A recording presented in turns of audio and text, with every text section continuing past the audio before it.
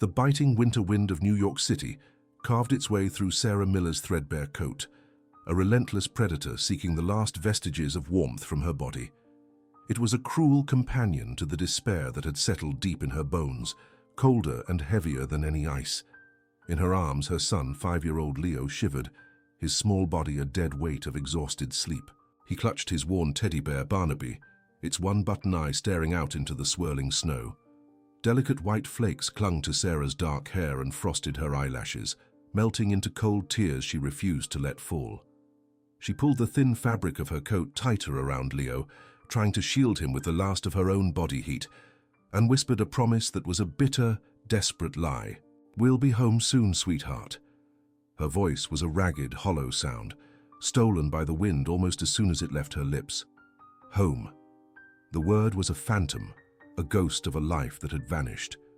Just moments ago, the heavy oak door of the St. Jude's family shelter had closed with a final, unforgiving click.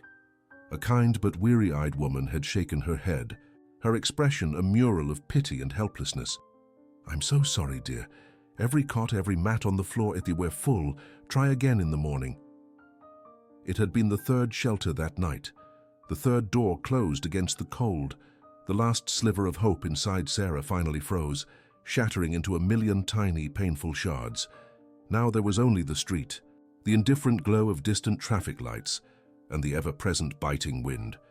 But to understand how they arrived at this precipice of despair, to comprehend how a mother's love became the only shelter she had left to offer her child, you had to rewind 3 months.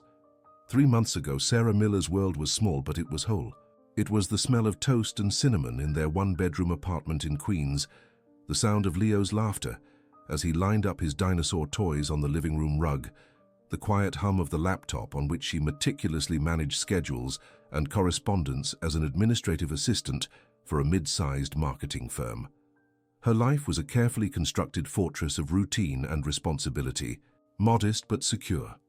She paid her bills on time, packed Leo's lunch every morning with a hand-drawn smiley face on his napkin, and tucked him into bed every night with a story about brave knights and friendly dragons. The first crack in that fortress had been a quiet one. It wasn't a dramatic fight or a tearful goodbye, it was just an absence. One morning, Sarah woke up to find the other side of the bed cold, a neatly folded note on the pillow. Mark was gone. The words were vague, full of empty apologies about needing to find himself, about the pressure being too much. The true explanation arrived a week later in a series of crisp, white envelopes. Medical debt. Thousands and thousands of dollars from a short, forgotten illness he'd suffered a year prior, bills he'd hidden from her, a financial avalanche he had chosen to run from rather than face. The second blow came less than a month later, delivered with the cold, impersonal efficiency of corporate America. An email with the subject line, "Corporate Restructuring and Redundancy Notification." Her position was being eliminated. They thanked her for her years of diligent service and wished her the best in her future endeavors. She sat at her desk, staring at the screen, the entire world narrowing to the blinking cursor at the end of the sentence. She had packed her personal belongings in a cardboard box, the smiling photo of her and Leo on her desk, now a cruel mockery of the life that was being dismantled piece by piece. At first, Sarah fought with a quiet fury. She polished her resume, sent out dozens of applications a day, and dressed in her one good suit for interviews where she was told she was either overqualified or lacked the specific experience they were looking for. The savings account dwindled with ferocious speed: rent, utilities, food. She started selling things online: the nice television, the microwave, her grandmother's silver locket, its cool weight in her palm feeling like the last link to a life of safety and love.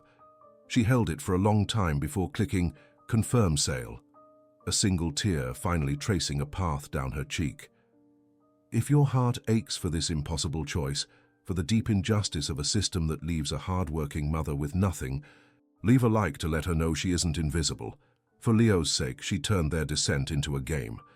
When they could only afford ramen noodles, it became an indoor camping adventure. When the heat was turned off to save money, they built a blanket fort kingdom in the living room. But Leo was a perceptive child. He saw the worry that shadowed his mother's eyes, even when she was smiling.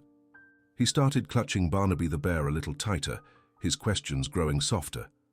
"Mummy, are you sad?" She would always scoop him into her arms, her own hunger and fear a gnawing beast in her stomach, and force a bright, cheerful tone.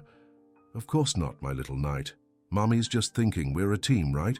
You and me and Barnaby against the world." The eviction notice was the final, brutal blow. A stark orange piece of paper taped to their door, its legal jargon screaming one simple, terrifying truth: they had nowhere left to go. She spent their last $175 on a week in a grimy motel on the edge of the city, the air thick with the smell of stale smoke and despair. She used the motel's spotty Wi-Fi to search for shelters, her heart sinking with every website that listed at capacity or long waiting list. When the money ran out, the motel door locked behind them for the last time, and now, here they were, back in the present. The memories of warmth and stability were a distant, hazy dream. The only reality was the concrete beneath her worn-out boots and the relentless, swirling snow. Leo stirred in her arms, mumbling something in his sleep, and burrowed his face deeper into the collar of her coat, seeking a warmth she was failing to provide. She looked around at the city that never sleeps, at the golden light spilling from the windows of towering apartment buildings and cozy restaurants. Inside those windows were families, warm and safe, their lives continuing on, completely oblivious to the mother and child freezing on the corner. They were invisible, just two more shadows in a city full of them. A profound, primal resolve hardened within her. Her dignity might be shattered, her hope might be a frozen cinder, but her love for Leo was a fire that even this bitter night could not extinguish. She would not let him freeze. She would not let this city swallow them whole. With no options left, with every door closed and every path blocked, Sarah Miller made a desperate decision. She adjusted Leo's weight in her arms, took a deep, shuddering breath of the icy air, and began to walk, her steps uncertain but firm. She didn't know where she was going, but she knew she couldn't stay here, a helpless statue of despair. The mocking lights of the city blurred through her unshed tears as she moved into the night, a mother fighting a silent, lonely war for the survival of her son. The city woke with a groan, a symphony of distant sirens and the rumble of the early morning subway beneath the grates that had offered Sarah and Leo their only source of meager warmth. Sarah had been awake for hours, her body a tight knot of cold and fear, watching the sliver of dawn creep over the bruised purple sky. Leo was still asleep, curled into her side like a small, hibernating animal, his breaths soft and even. For him, this was an adventure, a strange night of camping in the city. For Sarah, it was the bottom, a place so deep and dark she wasn't sure the sun could ever reach them again. Her first thought always was Leo. She had to keep the illusion alive for one more day. She had to be strong enough for two. Carefully, she eased him awake, her voice a cheerful whisper that cost her every ounce of energy. "Time to go, sleepyhead. The city is waiting for us." Their first stop was the cavernous, impersonal space of Penn Station. In the relative anonymity of the public restroom, Sarah used coarse paper towels and cold water to wash Leo's face and her own, trying to scrub away the grime and the shame of the street. She straightened his tiny coat, smoothed his hair, and gave him a smile that felt like cracking glass. There, handsome as ever. Dignity was a currency she was running out of, but she spent what little she had left. A single, crumpled dollar bill went to a street vendor for a small cup of hot chocolate, which she insisted was a special bravery potion for Leo. She watched him drink it, his small hands wrapped around the cup, a milk moustache forming on his upper lip, and for a fleeting moment she felt a warmth that had nothing to do with the scalding liquid. It was the fierce, desperate love of a mother, a fire that refused to be extinguished by the city's biting indifference. While Leo was distracted, watching the chaotic dance of commuters, Sarah's eyes scanned the trash receptacles, a silent, humiliating calculation of which ones might hold redeemable cans and bottles. Each glance felt like a surrender, a chipping away at the woman she used to be. Meanwhile, 50 stories above the city's gritty ballet of survival, Ethan Vance moved through a world of absolute silence and sterile perfection. His penthouse apartment was less a home and more a museum exhibit on wealth. Floor-to-ceiling windows displayed the Manhattan skyline like a captive masterpiece. but Ethan hadn't truly looked at the view in years. He saw it only as a metric of his own ascent, a reminder of the empire he commanded. His routine was an unyielding ritual, a 5:30 a.m. workout in his private gym, a protein shake prepared by a staff he rarely spoke to, and a review of the Asian markets before New York's had even opened. Every object in his home was chosen for its design and value, from the Italian leather sofa to the abstract painting that hung, vast and meaningless, in the foyer. It was a life of immense privilege and profound emptiness. He stood before his closet, a cavernous room filled with dozens of identical custom-made suits in shades of charcoal and navy. As he reached for a silk tie, his fingers brushed against a cashmere scarf tucked away in the back of a drawer. It was lavender, Eleanor's favorite color. The scent, faint but unmistakable, rose up to meet him, vanilla and something floral, the ghost of her presence. The memory ambushed him, sharp and violent, Eleanor laughing in their old apartment, her hand resting on her swollen belly. The two of them, painting what was meant to be the nursery, their hands and faces splattered with a hopeful shade of yellow. "He's going to have your eyes," she had whispered, her head on his chest, the tiny flutter of life beneath her hand, a promise of a future that had been stolen in a screech of tires and shattered glass on a rain-slicked road. Ethan slammed the drawer shut, his jaw tight, his knuckles white. The grief was a physical thing, an anchor he dragged through every silent room of his life. He had built this fortress of wealth and power not to enjoy it, but to keep the world and its messy, unpredictable emotions at bay. Success was his armor, solitude was his shield. He straightened his tie, his reflection in the mirror showing a man in complete control, his face an impassive mask. No one would ever see the cracks beneath. No one would ever get close enough to try.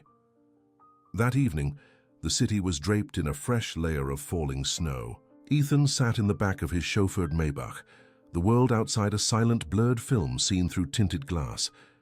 The cabin was warm, insulated from the wind and the noise, smelling of rich leather and the crisp scent of the day's financial reports. He was on a conference call, his voice low and commanding, dismantling a rival's proposal with surgical precision. He was a shark in these waters, relentless and utterly dominant. Their projections are based on sentiment, not data. We acquire them, strip the assets, and dissolve the board. It's not personal, it's just efficient. He ended the call and the silence rushed back in, heavier than before. The car was stalled in traffic, a river of red taillights bleeding through the snow-dusted windshield. He glanced idly out the window, his mind already moving on to the next deal, the next conquest. And then he saw them. Under the cold, unforgiving glow of a street lamp, a woman and a small child were huddled in the recessed doorway of a closed boutique. It was Sarah and Leo. From his world of climate-controlled luxury, Ethan watched hers unfold. He saw the way Sarah's body was curved around her son, a human shield against the wind. He saw her take off her own thin gloves to tuck them onto Leo's smaller hands. He saw the defiance in her posture as a man stumbled too close, her head lifting, her gaze sharp and protective. It wasn't the poverty that struck him. The city was full of poverty, a background noise he had long ago tuned out. It was the love. It was the raw, undeniable, fierce display of a mother's devotion. It was everything he had lost, everything he had planned for with Eleanor. A sharp, unexpected pain lanced through him, so intense it made him gasp. The impassive mask shattered. He was no longer Ethan Vance, titan of industry. He was just a man hollowed out by grief, staring at a ghost of the life he was supposed to have. The woman's face was etched with exhaustion and fear, but in her eyes he saw a strength that his billions could never buy. He watched as she whispered something to the boy and hugged him tighter, her own shoulders trembling from the cold she was so determined to keep from him. An inexplicable force, a magnetic pull he didn't understand, seized him. It was an impulse that defied all logic, all the carefully constructed walls he had built around his heart. His own life, with its endless meetings and empty rooms, suddenly felt like a pathetic fraud in the face of her struggle, her sacrifice. "Arthur," he said, his voice raspy. The driver's eyes met his in the rearview mirror. "Sir? Pull over here." The driver, a man who had worked for him for 15 years, and was accustomed to his rigid, unvarying schedule, hesitated. "Here, Mr. Vance. We're still 10 blocks from the residence." "Here," Ethan repeated, his tone leaving no room for argument. The car glided silently to the curb. For a long moment, Ethan just sat there, his gaze fixed on the small family across the street. The boy was now asleep in his mother's arms, his head resting on her shoulder, a picture of absolute trust. A war raged inside of Ethan, the cold logic that had built his empire against this raw, unfamiliar surge of empathy. To interfere was to invite complication, to step out of his sterile world and into the mess of someone else's life. But to do nothing, to simply drive on and leave them to the mercy of the unforgiving night, suddenly felt like an act of profound cowardice, a betrayal of the man he might have been if Eleanor had lived. He took a deep breath. "That will be all for tonight, Arthur. You can go home." The driver's surprise was evident, but he simply nodded. "Very good, sir." The door opened, and Ethan stepped out of the warmth of the limousine and into the biting cold. The snowflakes melted on the shoulders of his expensive wool overcoat. He stood on the sidewalk for a second, the chasm of the street separating two different universes. Then, driven by that ghost of a memory and a long-dormant pulse of his own humanity, he started to walk toward them. The crunch of expensive leather on fresh snow was a sound that didn't belong in Sarah Miller's world. It was the sound of purpose, of direction, of a life that moved from one warm, well-lit place to another without a moment's thought for the biting cold in between. She heard it approaching and tensed, her entire body becoming a shield for the sleeping child in her arms.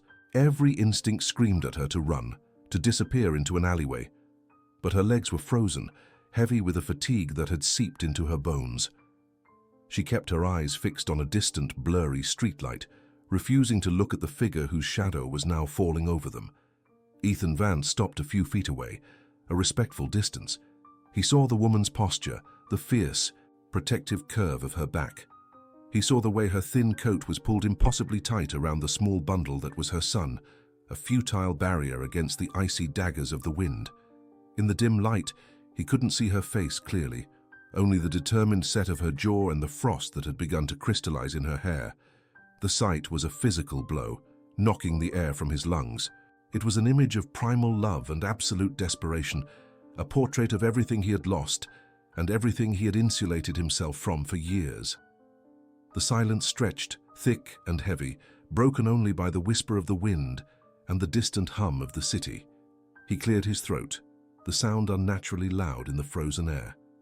Sarah flinched, a small, involuntary movement, and tightened her grip on Leo so fiercely that the boy stirred in his sleep, murmuring something incoherent against her shoulder.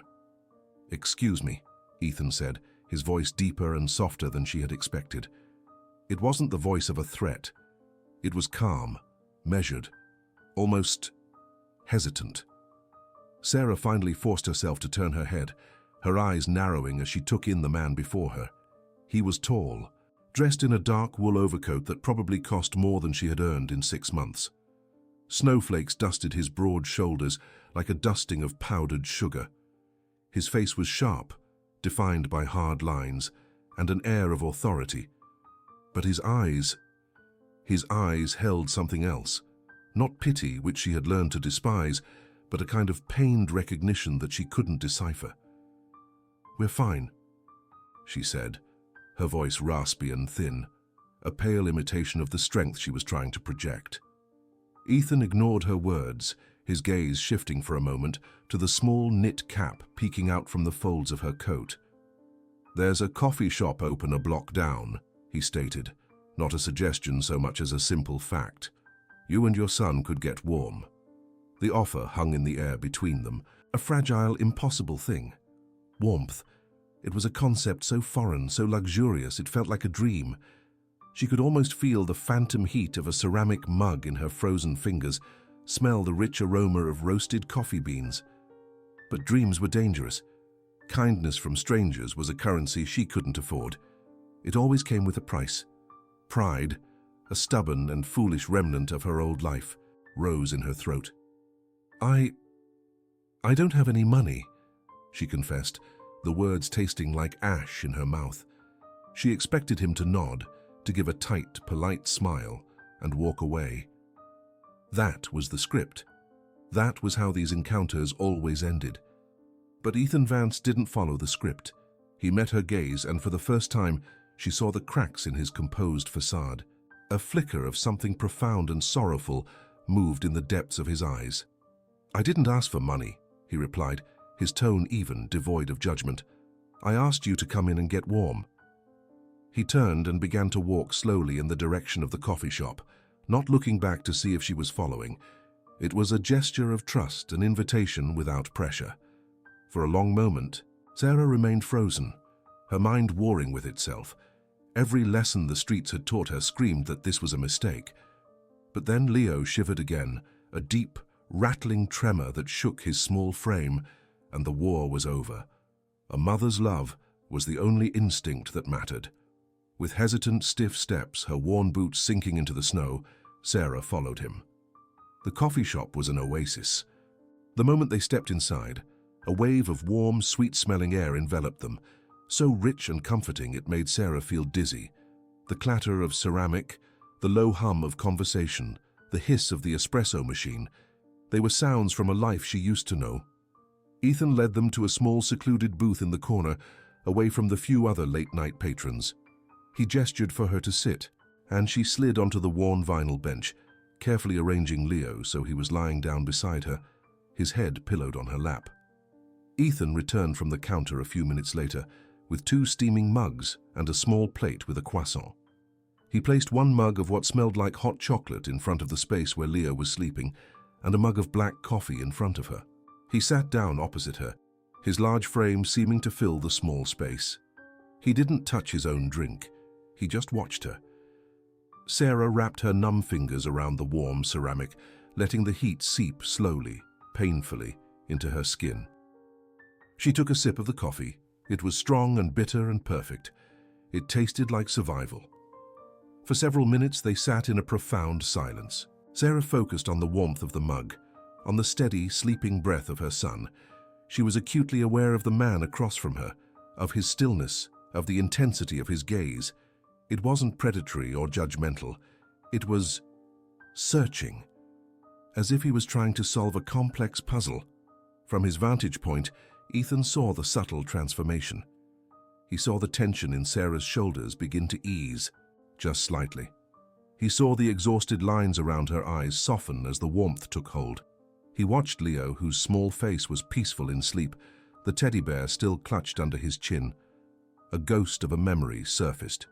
Eleanor, his wife, laughing as she painted a nursery, her hand resting on her swollen belly. The memory was a sharp, physical pain, an old wound tearing open. He had built an empire to fill the void that night had left, but here in a 24-hour coffee shop, watching a stranger and her child, the hollowness of his success felt vast and absolute. Sarah and Leo weren't a charity case to him. They were a reflection of a life he had been denied, a painful, poignant reminder of what was real. This quiet dignity, this fierce maternal love, these were things his billions could not buy. The cracks in his emotional armor widened, letting in a sliver of light, a flicker of a feeling he hadn't allowed himself to experience in years. Connection. Hours seemed to melt away. The city outside quieted, the snowfall thickening against the large plate glass window. Leo slept on, the deepest, most secure sleep he had known in weeks. Sarah ate the croissant slowly, breaking off small pieces, making it last. She felt a fragile trust blooming in the quiet space between them. This man hadn't asked her for anything. He hadn't pried into her story or offered empty platitudes. He had simply offered a moment of grace, a sanctuary from the storm. She finally found her voice again. "Thank you," she whispered, looking at him directly. "For this, for everything." Ethan just nodded, his expression unreadable. "He's a beautiful boy," he said, his voice low. "You're a good mother, Sarah." He knew her name. He must have seen it on the strap of her worn bag. The simple acknowledgement, the validation of her one remaining identity, brought tears to her eyes. She blinked them back fiercely. She would not cry in front of him. Just as a fragile sense of peace began to settle over her, a new figure approached their table. A young man in an apron, the night manager, his expression apologetic but firm. "Folks," he started, his voice gentle. "I'm sorry, but we're closing up for a bit to restock and clean. We'll reopen at 5 a.m. The words hit Sarah like a physical blow. The warmth of the room vanished, replaced by the phantom chill of the street. The bubble of safety popped, leaving her exposed and terrified. 3 hours. 3 hours until 5 a.m. It might as well have been a lifetime. The temporary reprieve was over. She looked from the manager's kind but unyielding face back to the unforgiving night outside, the snow now coming down in a thick, blinding sheet. All her carefully rebuilt composure crumbled, leaving raw despair in its place. Her gaze flew to Ethan, her eyes wide with a silent, desperate plea, the last remnants of her courage failing her. We have nowhere to go," she whispered. The words choked with the full, crushing weight of her reality, a confession that laid her soul bare in the middle of the quiet cafe. The scent of stale coffee and disinfectant hung in the air, a smell that had, for a few precious hours, meant warmth and safety. But the gentle clearing of the manager's throat shattered the illusion. His face was kind, etched with the weariness of someone who delivered bad news for a living, but his words were firm. "Folks, I'm sorry, we're closing up for the night." Sarah's blood ran cold. The fragile shield she had built around her heart for Leo's sake cracked, and the icy dread of the street outside seeped back in. She looked at her son, his small chest rising and falling in the deep, untroubled rhythm of sleep, his cheek pillowed on the worn fabric of her coat. He was safe here, he was warm. The thought of waking him, of pulling him back out into the biting wind and the endless, unforgiving concrete, was a physical agony. Her gaze darted to Ethan, the stranger who had offered this small, temporary heaven. The last embers of her pride, her fierce independence, were extinguished by the overwhelming force of a mother's desperation. Her voice was a ragged whisper, the sound swallowed by the cavernous emptiness of the nearly vacant cafe. We have nowhere to go." The admission felt like a final surrender, a confession of her complete and utter failure. She expected pity, perhaps a few dollars pressed into her hand, the inevitable turning away. Ethan Vance did not look away. His eyes, the color of a stormy sea, held hers, and in their depths she saw not pity, but a profound, unnerving certainty. A decision had been made, a current shifted. He spoke, his voice low and steady, a lighthouse in her storm. "Now you do." The words hung in the air, simple, impossible. Before Sarah could process their meaning, before she could ask what he meant or who he was standing, placing a few bills on the table for the manager. He gently motioned for her to follow, his movements calm and deliberate, leaving no room for argument. He led them out into the swirling snow, the cold a brutal shock after the cafe's warmth. The black limousine that had been parked across the street glided silently to the curb, a phantom in the winter night.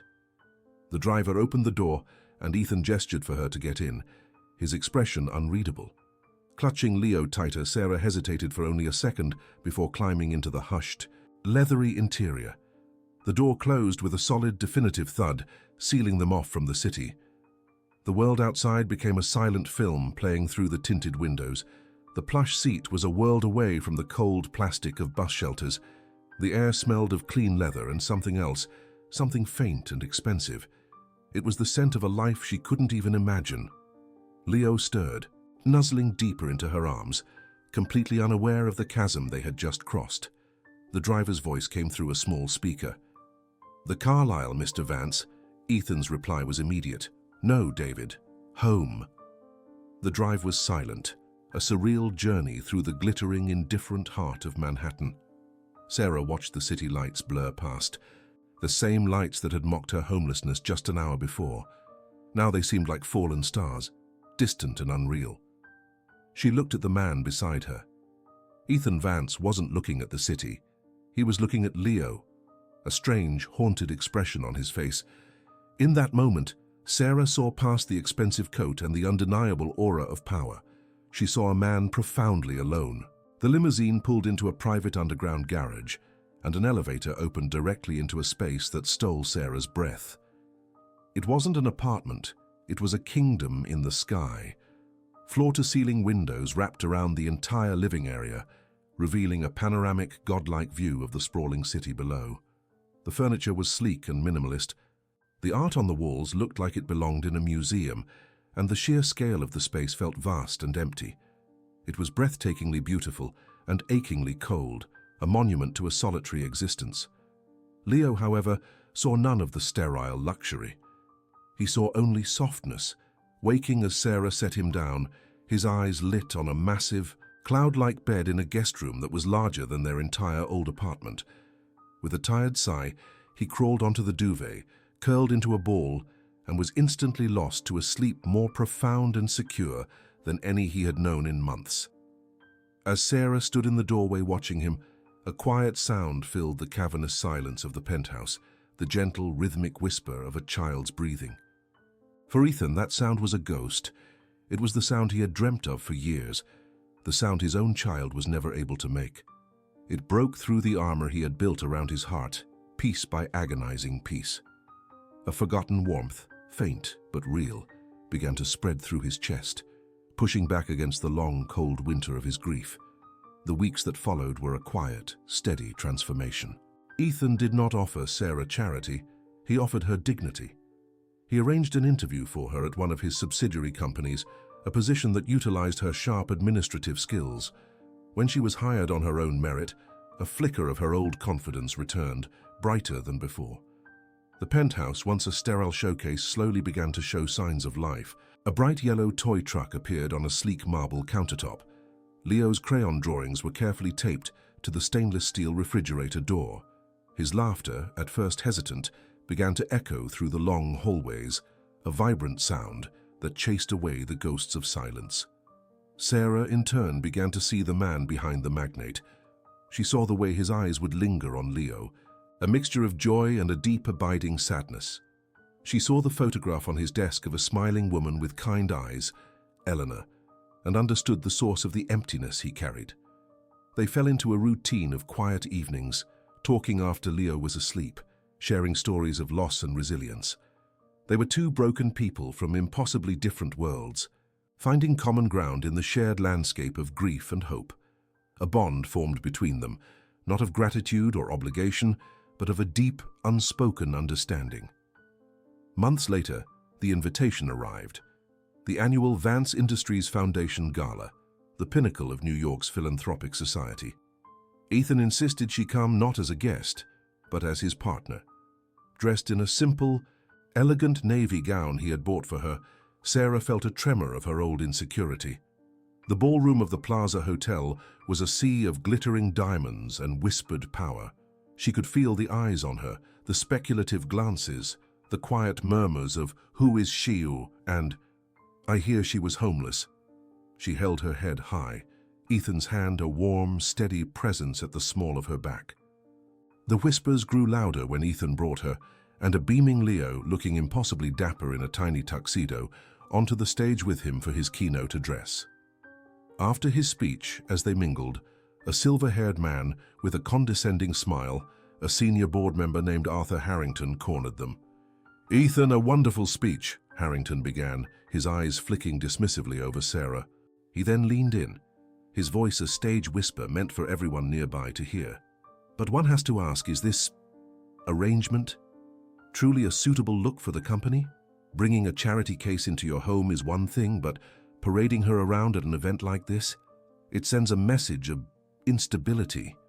The air grew thick. The circle of listeners around them fell silent, their faces a mixture of morbid curiosity and smug agreement. The words were a slap, a public branding of her past, designed to humiliate her and undermine Ethan. Sarah felt the blood drain from her face, the room starting to spin. But Ethan did not flinch. He did not raise his voice, he simply turned to face Harrington, his gaze calm and icily clear. He took Sarah's hand in his, lacing their fingers together, a simple, unbreakable gesture. "Arthur," he said, his voice resonating with a quiet power that commanded the attention of everyone present. "You speak of messages. Let me be perfectly clear about the message I am sending." He looked from Harrington to the stunned faces of New York's elite. For years, I built an empire. I measured my life in stock prices, in acquisitions, in the cold, hard numbers you all worship, and my life was empty. He then looked down at Sarah, his expression softening with a tenderness that shocked the onlookers more than any angry outburst could have. This woman, Sarah Miller, is not a charity case. She is the most resilient, intelligent, and dignified person I have ever known. This boy, he added, placing a hand on Leo's shoulder, has brought more light and laughter into my home than all of my fortune ever could. He turned his gaze back to the silent, gaping crowd. You all see instability. I see a foundation. You see a liability. I see the greatest asset I've ever acquired. Sarah and Leo are not an arrangement, and Arthur. They are my family. And if filling the profound emptiness in my life with love and joy is bad for the company's image, then gentlemen, he concluded, his voice unwavering, you can all sell your stock tomorrow. A deafening silence fell over the ballroom. In that moment, the social hierarchy of the entire city seemed to fracture. The power had shifted, not with a hostile takeover or a market crash, but with a simple, profound declaration of love and human value. Ethan Vance, the titan of industry, had publicly redefined his world, and in doing so, had redefined theirs, proving that true wealth was not something you owned, but something you shared. The aftermath of the gala was not a whisper, but a roar. In the rarefied air of New York's elite, where fortunes were discussed with less passion than divorces, Ethan Vance's public declaration became the epicenter of a social earthquake. The initial shockwave was one of cynical speculation, the digital ghost of gossip flitting across encrypted messages and exclusive blog posts. Headlines at first were predatory, Billionaire's bizarre charity case, and Vance's newest, most shocking acquisition. The city held its breath, waiting for the other shoe to drop, for the inevitable quiet dismissal of the woman and her child once the novelty wore off. But the shoe never dropped. Instead, something far more seismic occurred. The narrative began to shift.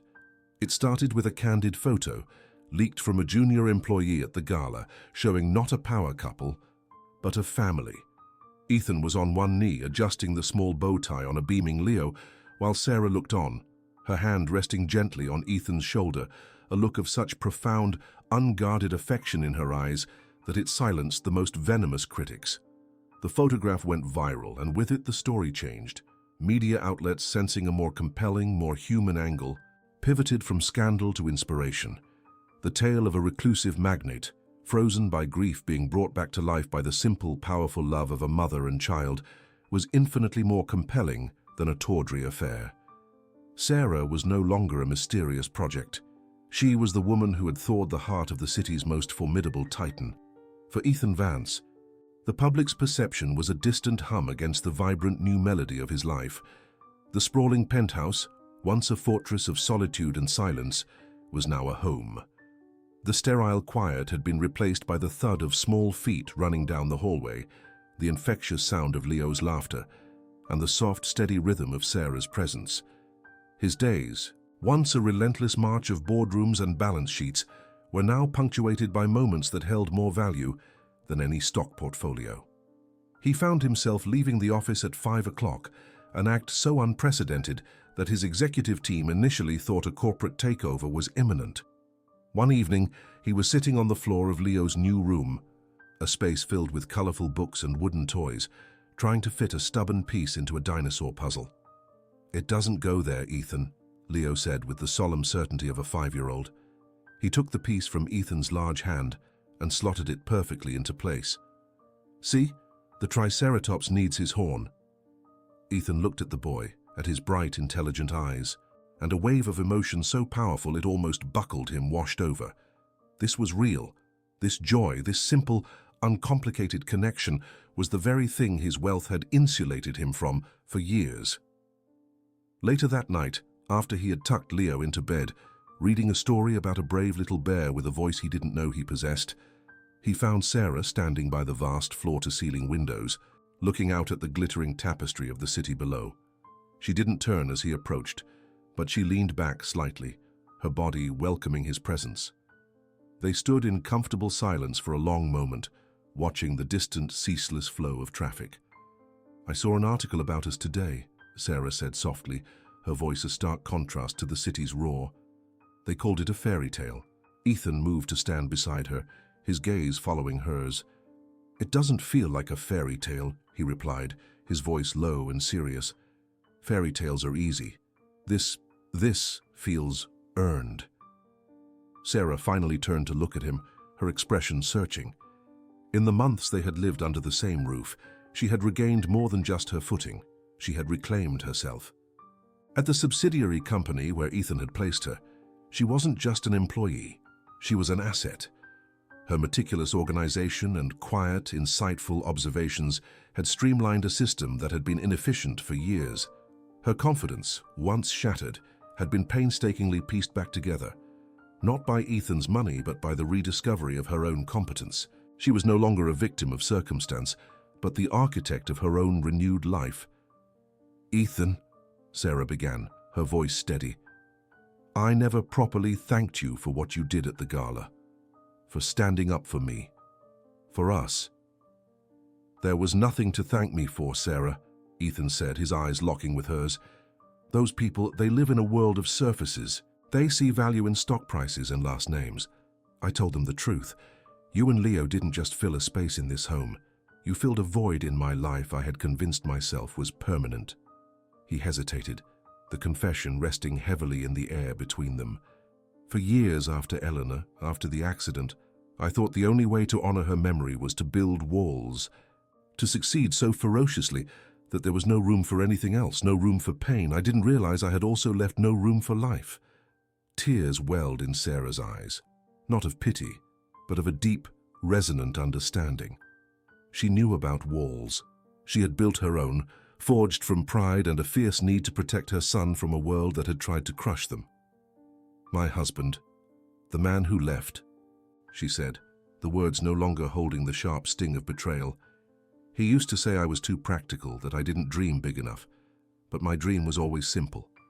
A safe home. A happy child. The day you found us, I thought that dream was dead." "A dream doesn't have to be big to be everything," Ethan whispered, his hand finding hers, their fingers interlacing naturally, a perfect fit. He saw it all then, the incredible strength it had taken for her to survive, the unwavering dignity she had maintained even at her lowest point. He had offered her shelter, but she had offered him salvation. Their shared vulnerability, the unspoken grief they both carried, had forged a bond far stronger than any contract or circumstance. It was a connection born in a quiet coffee shop on a cold winter's night, a fragile mosaic of hope, pieced together by two broken souls who had forgotten how to be whole. As another winter began to descend upon the city, the first snowflakes of the season danced outside the penthouse windows, fat and slow and perfect. This time, the snow held no terror. It was not a harbinger of cold and despair, but a beautiful, quiet blanket settling over their new reality. Leo was asleep in his bed, safe and warm, his teddy bear still clutched tight, a relic from a life that felt a lifetime away. Sarah and Ethan stood together by the window, watching the city turn white. The world outside was hushed, muffled by the falling snow. Inside there was only warmth and the quiet, steady beat of two hearts that had found their rhythm together. Ethan wrapped his arms around Sarah from behind, pulling her close against his chest, his chin resting on her head. She leaned into his embrace, her body relaxing completely, a silent surrender to the safety she had found here in his arms.